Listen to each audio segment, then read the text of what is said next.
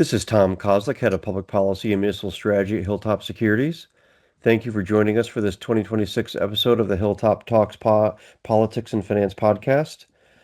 On this program, we speak with subject matter experts about the issues where politics and finance meet across the federal, state, and local levels in the United States. We often focus on public finance and the municipal bond market, but the bigger story is usually how the country pays for and finances growth, public services, and infrastructure.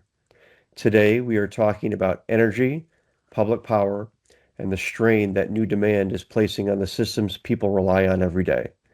Data center construction is helping drive economic growth, but it is also becoming a source of public tension around the country. A May 2026 Gallup poll found that 7 in 10 Americans oppose building AI centers in their local area, and nearly half strongly oppose it. That opposition is tied to real concerns. People worry about environmental effects, quality of life, pressure on the power grid, and higher electricity use. Many are also worried about what all of this could mean for their monthly utility bills. Bloomberg recently captured the mood well in its reporting on the political fallout from rising electricity costs. Around the country, high power bills are putting pressure on households and drawing voter attention in a way that we have not seen in years.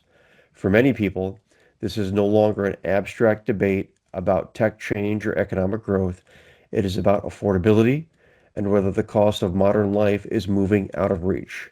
Energy and power are now economic stories, political stories, and public finance stories.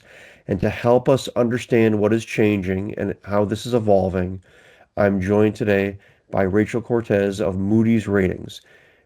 Rachel manages a large portfolio of U.S. municipal public power utilities, joint action agencies, and generation and transmission cooperatives. Rachel, thanks for joining us today. Thank you for having me. Glad to be here. So we're hearing a lot about data centers and AI, which is taking the economy and the world by storm. Is this the main reason for these rising, if not in some areas, skyrocketing electricity costs in the U.S.? Well, electricity bills are increasing for a few reasons, and data centers are a big part of that story, but they aren't the only reason. And depending on where you live in the U.S., different reasons could have different impacts on your bill. So I'll list a few of the reasons. The top reason for increasing electricity bills is, as you mentioned, increased demand for electricity. In April, the U.S. Energy Information Administration came out with its annual energy outlook, and it reported that after decades of flat usage trends, electricity demand in the U.S. has risen by more than 2% over the past 5 years, and it's projected to continue to increase for decades to come. And there are several reasons for this increased demand. The first is that existing customers are using more electricity due to the electrification of our life. So electrification of vehicles, buildings, and homes that are using electric heat pumps and water heaters.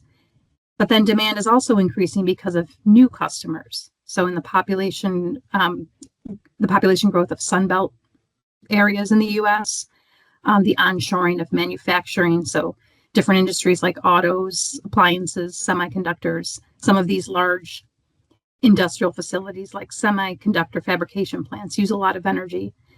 And then, of course, the big category of new customers that we're hearing about are, in fact, data centers.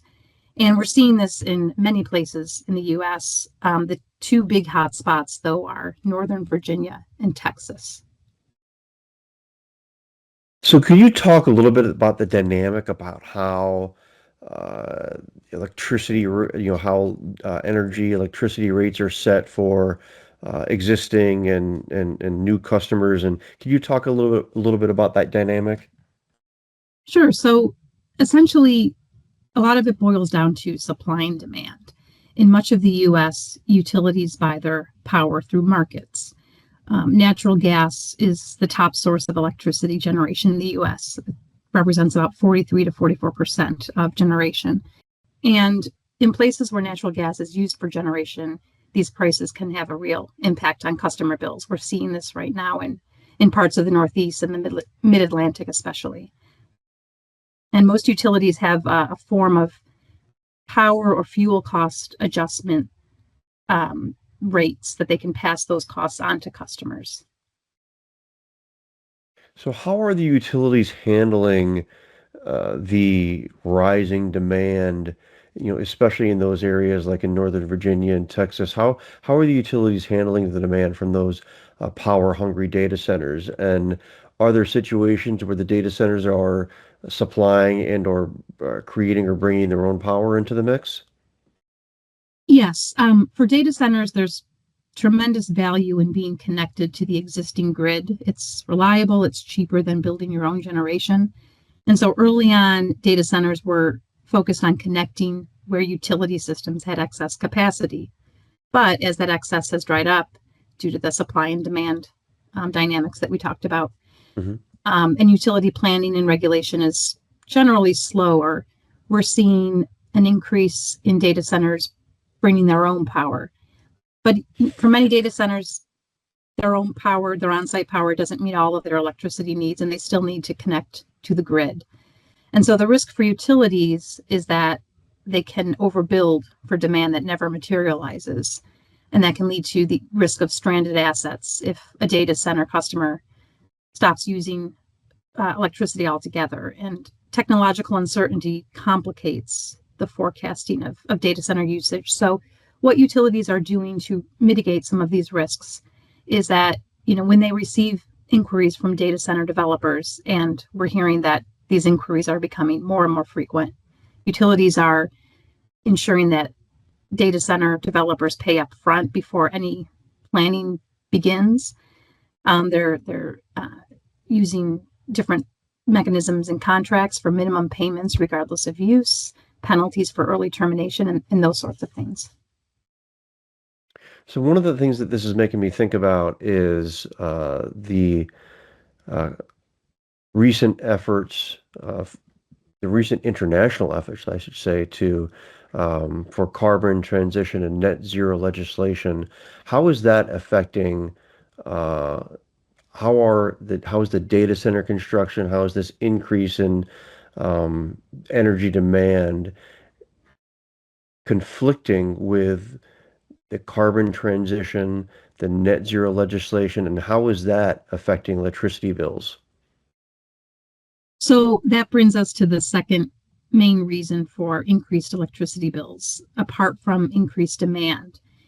Carbon transition is affecting bills, not everywhere in the US, but in places where there is a need for a reduction in greenhouse gas emissions from electricity um, through state legislation. There are 19 states that have legislation in place that calls for a reduction in emissions with deadlines for achieving those reductions.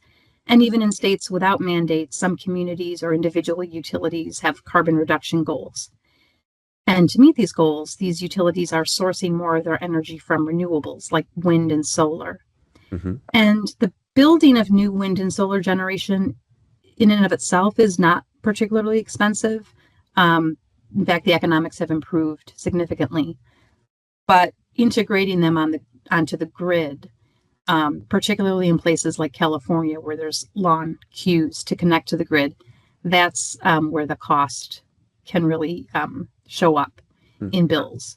So, we did a report where we looked at California's climate law that calls for net zero emissions from electricity to be achieved by 2045 with interim milestones along the way. And we projected that customer rates would need to go up by a compound annual growth rate of more than 5% through 2045 to achieve this goal. But, we're hearing more and more that politicians are starting to become vocal about the cost burden on electricity customers. So some of these timelines are being delayed. New York State is a good example. Their 2026 budget effectively extends the deadline for reducing greenhouse gas emissions from electricity. It was to have been by 2030, but that date has pushed back. And in many states, these these carbon transition laws, were enacted before the recent surge in demand that's Hmm. leading to increased concerns about affordability. So are data centers threatening the progress towards those renewable energy goals and mandates also? Well, they they are part of the reason that the demand is growing. And they also need reliable power 24 hours a day. So if wind or solar is part of the generation mix, they'll need dispatchable generation when the renewable sources are not available. So when the wind's not blowing or the sun's not shining. Natural gas is, as I mentioned, a top source of energy, and it's dispatchable. Hmm. It can provide round the clock power, unlike wind and solar. It isn't carbon free, but it emits much less than coal. So we're seeing a significant increase in the construction of natural gas fired power plants in the US. And we're also seeing conversion of existing coal plants to natural gas. Coal fired plants are, some planned retirements are being delayed. And so at the end of the day, we can again bring it back to supply and demand. There is just so much demand from data centers and other reasons that most markets and utilities can't afford to shutter useful power generating units today, even if that means continuing to run coal or gas fired units, which will inevitably complicate progress toward carbon transition. But it also sounds like what you're describing is a situation where there are several competing priorities. Is investment in the renewables that you were talking about, is that going to slow down? Well, has that slowed down, or is it going to slow down significantly, especially considering some of um, the issues related to the Big Beautiful Bill from 2025 and the reduced support? Well, renewables are still a very fast way to get power onto the grid, given their relatively short construction timelines. And also, once they are up and running, they have no variable fuel costs, which really keeps operating costs low. By comparison, natural gas plants have high operating costs, fuel, personnel, and maintenance. So, fuel free sources like solar and wind, um, you'll want to use them when they are available and run natural gas plants and coal plants when there's not another option. So, renewables will still be built because they're economical and, frankly, because we need all the power we can get. The One Big Beautiful Bill in 2025, it accelerated the phase out of certain tax credits for wind and Hmm. solar projects. Those projects have to begin construction or be operational earlier than they had before.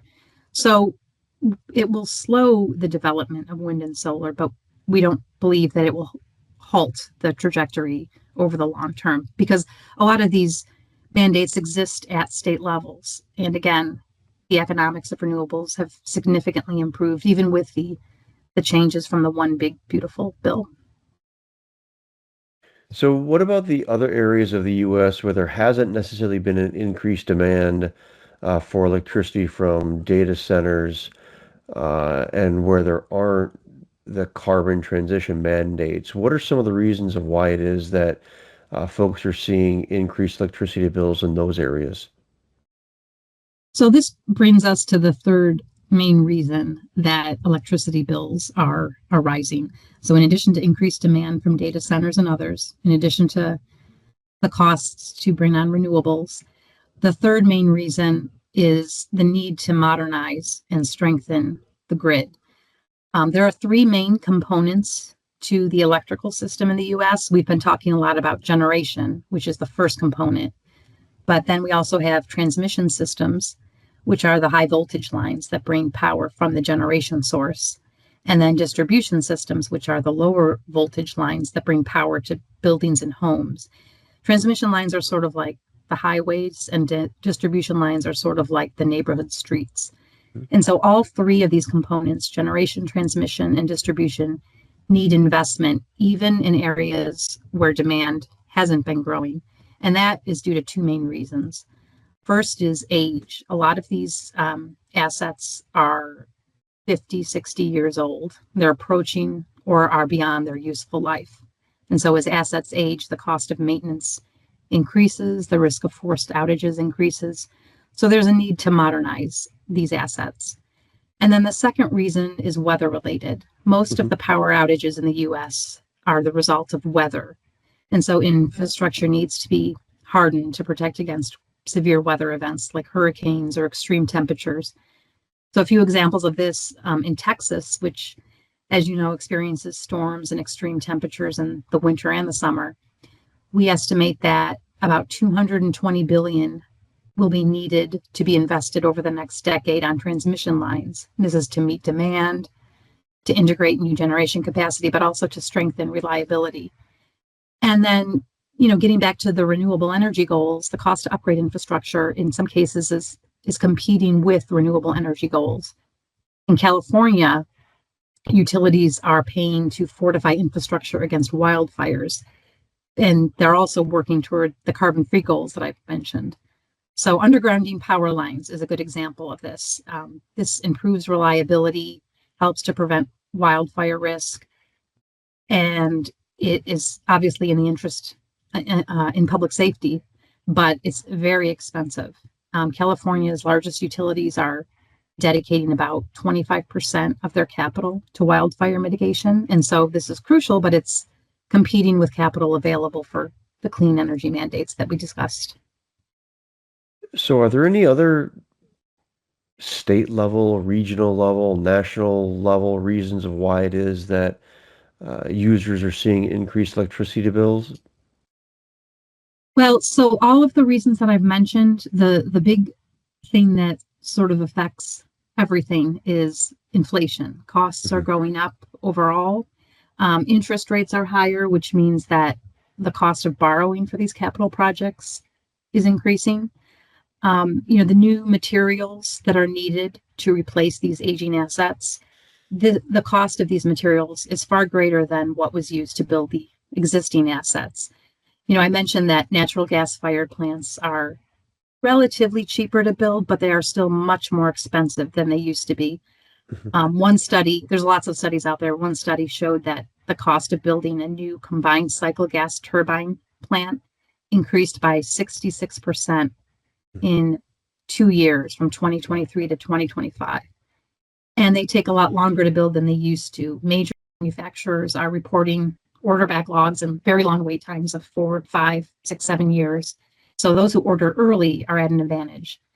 And again, it all comes back to supply and demand. Increased demand, limited supply, global supply chain challenges have raised the prices for key inputs. And this affects utilities regardless of whether they actually own the assets themselves. In the US, about 28% of public power utilities own significant generation, and those are mainly the larger utilities. Most public power utilities buy power from other sources through power purchase agreements called PPAs, or contracts through joint action agencies. They may partially own plants through power projects. Merchant power generators are another source of power. So in any event, the increased costs for building new generation, for updating transmission and distribution systems, affects customers regardless of how those utilities get their power. Mm-hmm. So I'm wondering, does tech change or technological advances, are they helping to address any of these affordability or infrastructure development issues? Well, nuclear is experiencing a bit of a renaissance. Trump has had an executive order last year and has made statements in support of streamlining the process for building nuclear. It's a carbon-free energy source, essentially, unlike coal and natural gas, and it provides round-the-clock power, unlike solar and wind. But building big nuclear facilities is very costly. It takes a long time, and as a result, we haven't had many new nuclear facilities built in the U.S. for decades. One exception is in Georgia, where the Vogtle Units 3 and 4 began operations in 2023 and 2024. But construction began in 2009, and the cost was twice the initial estimates. It wound up around $30 billion. So instead of brand new nuclear construction of large facilities, we're seeing a few other interesting trends. There's been interest in restarting or extending the life of existing nuclear plants, in some cases in partnership with the hyperscalers. So, for example, Constellation Energy plans to open reopened 3 Mile Island Unit 1 in Pennsylvania, which closed in 2019. They plan to rename it the Crane Clean Energy Center, and it's part of a 20-year deal with Microsoft. And then in Iowa, NextEra Energy Resources and Google are looking to restart the Duane Arnold nuclear plant, which shut down in 2020. So we're expecting to see more of that sort of activity.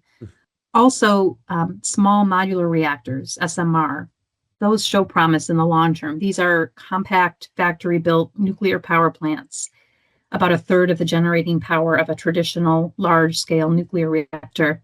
They're cheaper and faster to build than utility-scale plants, but they're still under development and not yet used in the US. Canada is in early stages of SMR development, so we'll wait to see how some of that progresses. But Moody sees this as more of a post-2035 industry. But in the meantime, the Trump administration is continuing to pursue these forms of nuclear development, both larger scale plants and the smaller structures.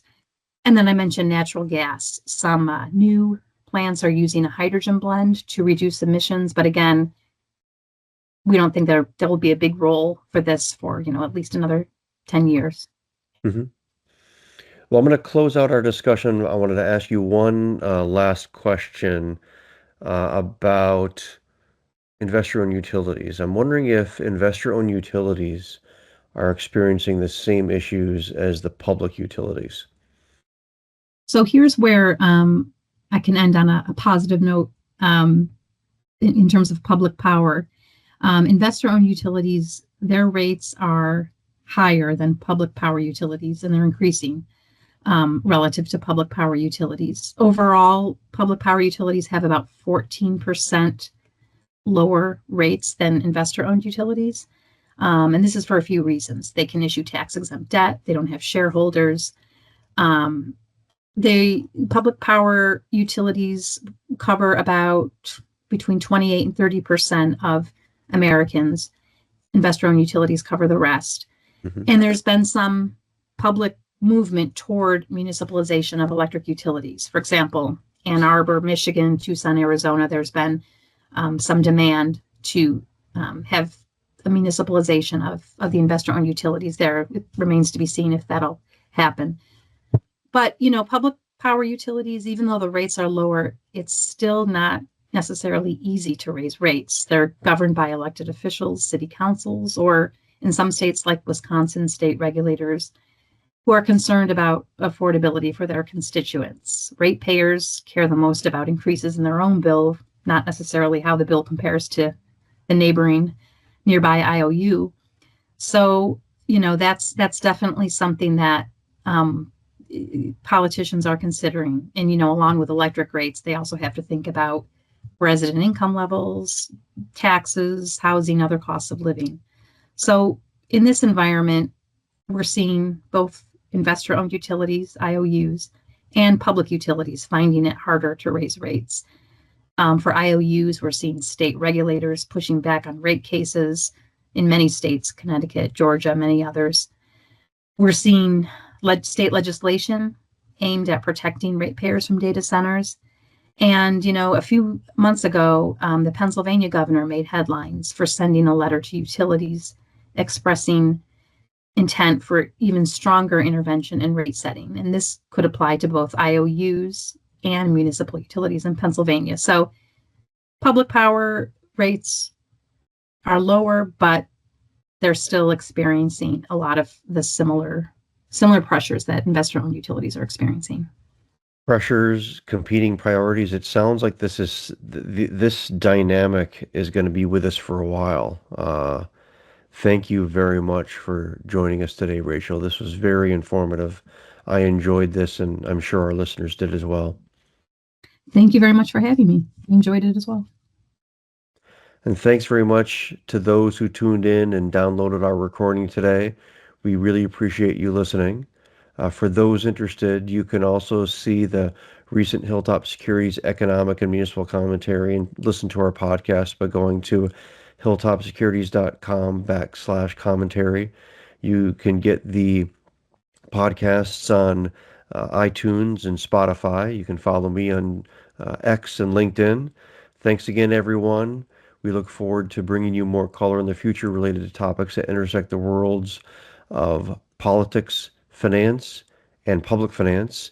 This has been Tom Kozlik from Hilltop Securities.